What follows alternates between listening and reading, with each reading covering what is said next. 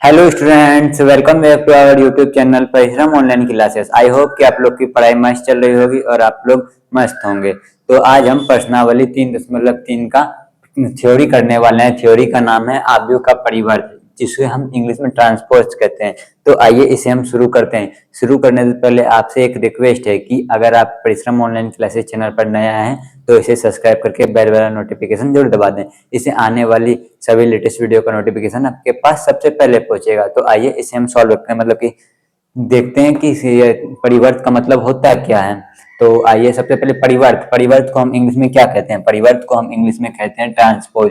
Transpose होता क्या है? ट्रांसपोज का मतलब आइए हम आपको समझाते हैं। जैसे मान चले कि हम कोई ए आव्यूह ले लेते हैं, एक आव्यूह ले लेते हैं जिसको जो लेते हैं 1 2 3 4 5 6, ये आव्यूह है और हमको बोल रहा है कि इसमें परिवर्त निकालिए, ए आव्यूह से परिवर्त निकालिए। तो आप कैसे निकालिएगा?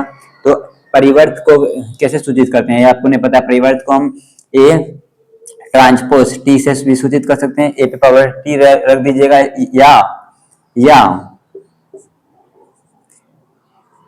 या ए पे पावर अगर आप डैश भी रखिएगा तो आपका हो जाएगा ट्रांसपोज। ये ए पे पावर टी या ए पे पावर डैश रखिएगा तो ये ट्रांसपोज ही माना जाता है। ठीक, तो आपको मेरे ख्याल से यहाँ तक समझ में आ गया होगा। ट्रांसपोज मतलब परिवर्त को सूचित किससे करते हैं? तो ए पे पावर टी या ए पे पावर डैश से। ठीक, अब हमको बोल रहा है ए पे पावर मतलब ट्रांसपोज निकालना। ट्रांसपोज का पहला नियम है, मतलब नियम है कि मतलब कि आप समझ जाइएगा।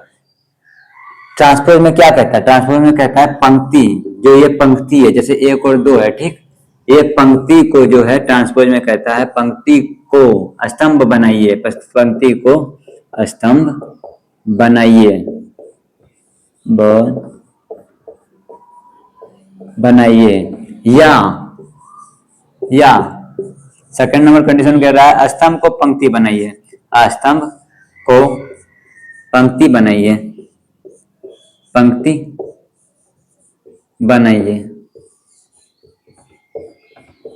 बनाइए। यानी समझ गए होंगे, मतलब ये जैसे ये पंक्ति है तो इसको हमको स्तंभ बनाना पड़ेगा। तो यहाँ पे देखिए हम करके देखते हैं। ए पे पावर डैश मतलब ए परिवर्त बराबर हमें बोल रहा है परिवर्त निकालने। तो ए पे जो है हमारा दिया गया पंक्ति में 1 और 2। यहाँ देखिए हम क्या लिखे, पंक्ति है तो स्तंभ बनाना है आपको। तो स्तंभ कैसे होगा? स्तंभ है तो 1 2 हो जाएगा। अब इसको 3 और 4 को यहाँ पे लिखना पड़ेगा इस तरह, स्तंभ बना के 3 4। अब 5 6 को स्तंभ बनाएंगे तो हो जाएगा 5 6। या आप इस तरह बना सकते हैं, ए पे पावर टी बराबर या डैश भी आप लिख सकते हैं, कोई बड़ी बात नहीं है। तो यहाँ दूसरा नंबर रूल में क्या कह रहा है? स्तंभ को पंक्ति बनाइए। तो स्तंभ हमारे पास क्या है? स्तंभ हमारे पास 1 3 5, ये स्तंभ है, इसको हम पंक्ति बनाएंगे तो पंक्ति कुछ इस प्रकार से बनेगा 1 3 5। अब इसको भी हम पंक्ति बनाएंगे ये स्तंभ को, तो ये हो जाएगा 2 4 6, तो ये हो जाएगा 2 4 6। आप ये देखिए दोनों ही सेम टू सेम है, ये भी सेम है ये भी सेम है, चाहे आप इस मेथड से बनाए चाहे आप इस मेथड से बनाए, लास्ट में यही आएगा आंसर आपका, यही सेम ही आता है। ये अभी भी आपको समझ में नहीं आया है तो मान के चलिए अगर आपको अभी तक यहाँ पे समझ में नहीं आया है तो मान चले कि 2 लड़का है जिसका नाम है राम और एक का नाम है मोहन, ठीक, और एक लड़की है उनके साथ, उनका नाम है राधा। ये सब मार्केट गए हैं और किताब और कलम खरीदने गए हैं। तो यहाँ पे देखते हैं पहले इतने में कितना कलम खरीदा, कलम और किताब। इन्होंने कलम और किताब खरीदने गए मार्केट में। राम ने कलम खरीदा 1, किताब खरीदा 2। मोहन ने कलम खरीदा 3 और किताब खरीदा 4। राधा ने कलम खरीदा 5 और किताब खरीदा 6। तो इसको अगर आप आव्यूह के रूप में लिखिएगा, मतलब ए के रूप में लिखिएगा, तो ये कुछ इस प्रकार से हो जाएगा 1 2, मतलब कि ये हो जाएगा 1 2 3 4 5 6, ये इस रूप में हो जाएगा। अब हमको बोल रहा है परिवर्त करने, तो परिवर्त कैसे होगा? परिवर्त हमें ए डैश बराबर में बोल रहा है कि पंक्ति को जो है हमें स्तंभ बनाना है, तो स्तंभ को हमें पंक्ति बनाना है। तो आइए हम स्तंभ को पंक्ति बनाते हैं। तो 1 3 5, तो यहाँ लिखेंगे स्तंभ को है पंक्ति बनाना है, तो यहाँ लिखेंगे 1 3 5। अब दूसरा नंबर ये है, ये स्तंभ को हम पंक्ति बनाएंगे तो हो जाएगा 2 4 6। देखिए चाहे आप स्तंभ को पंक्ति बनाइए या पंक्ति को स्तंभ बनाइए, तो उससे कोई फर्क पड़ता है नहीं। आई होप कि यहाँ तक आपको सब समझ में आ गया होगा। तो आगे हम समझते हैं। आई होप कि आपको आव्यूह का परिवर्त समझ में आ गया होगा। तो आइए अब हम जानते हैं परिवर्त के गुणधर्म। परिवर्त के गुणधर्म को हम जानते हैं, तो पहले लिखेंगे परिवर्त के गुणधर्म, जिसको हम ट्रांसपोज कहते हैं। परिवर्त को हम कहते हैं ट्रांसपोज। ट्रांसपोज के गुणधर्म।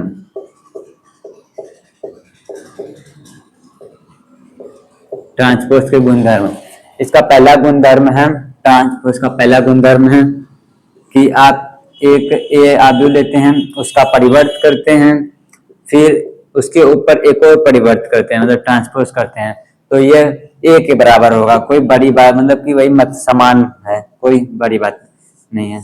सेकेंड नंबर हमारे पास परिवर्त का गुणधर्म कह रहा है कि आप ए प्लस बी का परिवर्त लेते हैं, या तो आप ए परिवर्त प्लस बी परिवर्त भी ले सकते हैं, दोनों एक ही बात है, कोई अलग बात नहीं है। थर्ड नंबर हमारे पास गुणधर्म है कि आप ए माइनस बी का परिवर्त लेते हैं, या ए पे पावर परिवर्त माइनस बी परिवर्त, कोई दोनों सेम ही बात है, कोई बड़ी अलग अलग बात नहीं है, दोनों सेम बात है। फोर्थ नंबर हमारे पास है गुणधर्म, तो ये है ए इंटू बी ए इंटू बी का परिवर्त, तो इसमें उल्टा हो जाता है, इसमें बी का परिवर्त होगा फिर होगा ए का परिवर्त। आई होप समझ रहे हैं आप, मल्टीप्लाई में होता है पहले बी का परिवर्त फिर ए का परिवर्त, ये इनका गुणधर्म है। और 5 नंबर हमारे पास है के इंटू ए, के का मतलब हो गया अदिश, अदिश के, अदिश कोई के है वो ए पे, ए आव्यूह से गुना होगा तो इसका परिवर्त हो जाएगा के ए पे पावर ए पे परिवर्त हो जाएगा, दोनों ही समान है। आई होप ये सब जो 5 जो है गुणधर्म, ये 5 गुणधर्म बहुत इंपॉर्टेंट है, जो क्वेश्चन में पूछे जाएंगे आगे जब हम सॉल्व करेंगे। इसको आप नोट डाउन कर लीजिए, या तो आप स्क्रीनशॉट लेके रख सकते हैं। आई होप कि आपको लोग को यहाँ तक समझ में आ गया होगा। आई होप कि आप लोग को आज का क्लास समझ में आया होगा। तो आज के लिए बस इतना ही। अगर आपको आज का क्लास समझ में आया तो इस चैनल को सब्सक्राइब कर लीजिए, और नए आए हैं तो चैनल को थोड़ा शेयर कर दीजिए, क्योंकि चैनल थोड़ा डाउन चल रहा है। तो आपको अगर इसी तरह रोज हमारा इंटरेस्टिंग सवाल चाहिए तो हमें सब्सक्राइब कर लीजिए। Thank you for